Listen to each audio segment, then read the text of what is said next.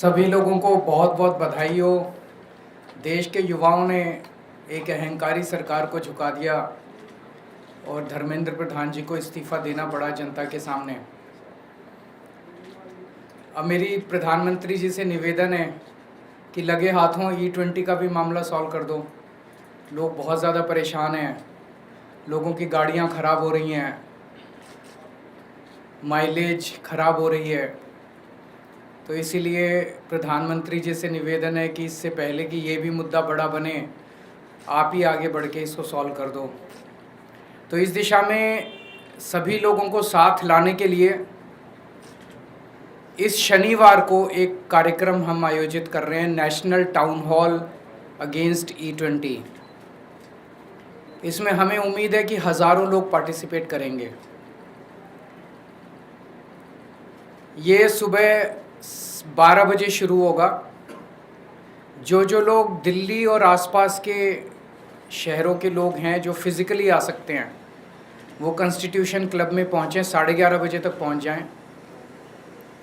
और जो लोग दिल्ली के बाहर के और फिज़िकली नहीं आ सकते, ऐसे हमें उम्मीद है कि हज़ारों की संख्या में लोग ऑनलाइन जुड़ेंगे।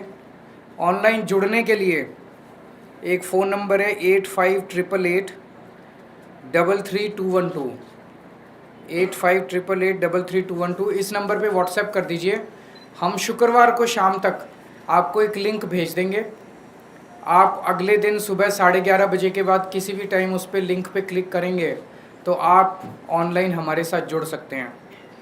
इस टाउन हॉल में हमारी उम्मीद है कि हम इस इशू पे इंटरेस्ट रखने वाले सभी एक्सपर्ट्स को, सभी पीड़ितों को, जो लोग दुखी हैं इस मुद्दे से, जिनकी गाड़ियां ख़राब हो गई हैं, जो इस मुद्दे में इंटरेस्ट रखते हैं, एक्सपर्ट्स हैं, सब लोगों को एक प्लेटफॉर्म पे लाके सबको बोलने का मौका देंगे। और आगे की रणनीति तय होगी कि इस मुद्दे पे सरकार को कैसे फोर्स किया जाए कि सरकार इस E20 को विड्रॉ करे। तो मेरी लोगों से विनती है कि ज़्यादा से ज़्यादा संख्या में इसमें पार्टिसिपेट करें। फिज़िकली आना चाहें फिज़िकली भी कर सकते हैं और वर्चुअली आना चाहें वर्चुअली भी पार्टिसिपेट कर सकते हैं। अगर आपका कोई प्रश्न है तो आप बता सकते हैं। सर, आपने कहा कि इससे पहले कि मुद्दा बड़ा बने, सरकार से अपील की, क्या आप लोग नेशन वाइड इसको लेकर प्रोटेस्ट की? सब कुछ करेंगे। अभी ये शुरुआत है, बीच में हो गया था। आपको याद होगा मैंने एक ऑनलाइन पिटीशन भी शुरू की थी प्रधानमंत्री के नाम। उसमें 2 लाख से ज़्यादा चिट्ठियाँ आ चुकी हैं, जिसको लेके अगले हफ्ते मैं प्रधानमंत्री के घर भी जाऊंगा, लेकिन वो इसके बाद, शनिवार के बाद। तो अभी शनिवार को इसमें ज़्यादा से ज़्यादा लोग पार्टिसिपेट करें। सर, अभी जो सरकार की तरफ से आश्वासन दिया गया था छात्रों की कार्रवाई नहीं होगी, बिहार, पश्चिम बंगाल, कई राज्यों में पुलिस एक्शन दिख रहा है, वो सही नहीं है। इस तरह से अपने ही लोगों के ऊपर इस तरह से एक्शन लेना सही नहीं है। खासकर पूरे देश के सामने सरकार ने ये वादा किया कि हम छात्रों पे कोई एक्शन नहीं लेंगे, लेकिन अब छात्रों के ऊपर पुलिस कार्रवाई की जा रही है, मुकदमे किए जा रहे हैं, लाठीचार्ज किया जा रहा है। तो इससे तो यही लगता है कि ये सरकार झूठी है, जो भी बोलती है अपने बात पे कायम नहीं रहती है। सर, आज संसद में बिल लाया जा रहा है, उसमें कड़े कानून बनाने की बात की जा रही है। 5 साल और 10 करोड़ प्रधानमंत्री के पिछले 4-5 साल के स्टेटमेंट्स उठा के देख लो, सोशल मीडिया पे खूब चल रहे हैं। 2 साल पहले प्रधानमंत्री ने पार्लियामेंट में ही बोला था कि हम ऑलरेडी कड़े कानून बना चुके हैं। फिर जो 2024 का मास्टरमाइंड था, उसको इन्होंने बड़े तामझाम के साथ गिरफ्तार करवाया। गिरफ्तार कराने की 3 महीने में उसको बेल करा दी, और अब पिछले हफ्ते CBI ने उसकी क्लीन चिट देके उसका मुकदमा वापस ले लिया।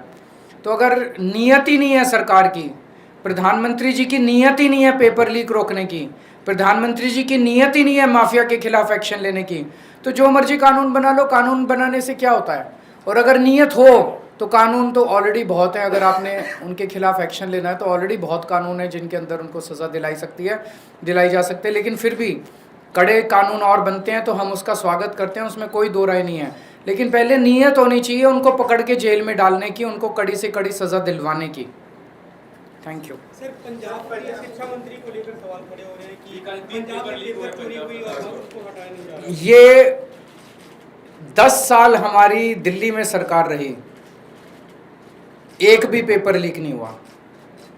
5 साल से हमारी पंजाब में सरकार है, एक भी पेपर लीक नहीं हुआ। ये बात इनको चुभ रही है बहुत बुरी तरह से, और ये देश के सारे देश के सामने है कि भारतीय जनता पार्टी के हर राज्य के अंदर पेपर लीक हो रहे हैं, और आम आदमी पार्टी की 2 राज्यों में सरकार बनी, एक भी पेपर लीक नहीं हुआ। ये जिस पेपर के बारे में आरोप लगाया जा रहा है, 2 सेंटर्स के अंदर कुछ बच्चे स्मार्ट पेन लेके अंदर चले गए, स्मार्ट पेन के ज़रिए उन्होंने बाहर पेपर की स्कैनिंग करके फ़ोटो बाहर भेजने की कोशिश की ताकि बाहर से उनके आंसर्स आ सकें। चीटिंग करने की कोशिश की। वो 10-12 बच्चे जो भी थे वो उसी टाइम वहीं पकड़े गए। कोई पेपर लीक नहीं हुआ है। तो ये झूठा आरोप लगा रहे हैं पेपर लीक हो गया, पेपर लीक हो गया, क्योंकि इनके पास कुछ कहने को नहीं है। आम आदमी पार्टी की पंजाब सरकार में जब हमारी 2022 में सरकार बनी, उसके पहले वाले साल में 27वें नंबर पे था पंजाब शिक्षा के क्षेत्र में, 27वें नंबर। आज नंबर 1 आ गया केरला को पीछे छोड़ के। तो जो शानदार काम शिक्षा के क्षेत्र में हुआ है उसको कलंकित, उसके ऊपर गलत वो आरोप लगाने की कोशिश की जा रही है।